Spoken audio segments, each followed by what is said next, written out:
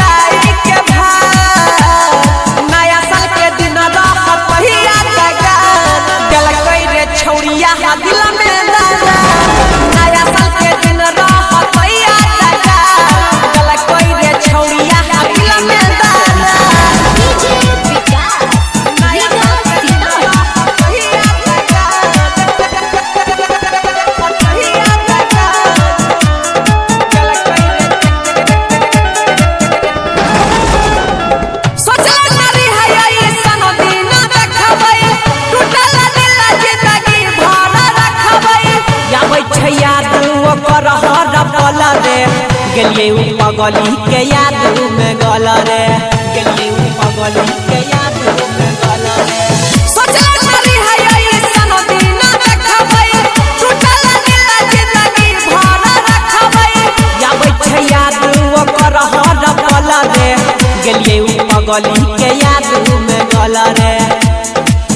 रे लागै छै मुश्किल अब जुड़त नै दिल रे लागै छै मुश्किल अब जुड़त नै दिल सब कर देतै नका नया साल के दिन रह पहिया तका गल कई रे छौरिया दिल में दरा नया साल के दिन रह पहिया तका गल कई रे छौरिया दिल में दरा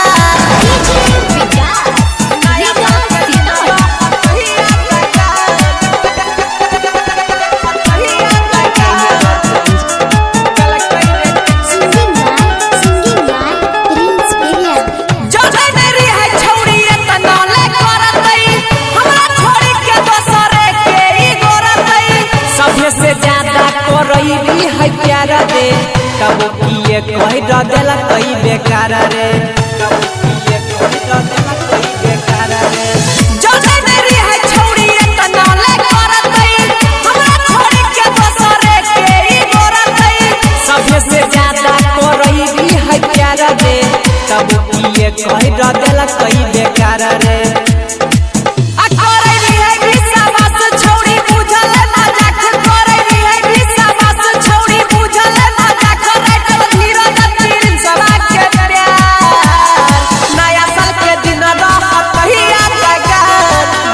दिल में दरा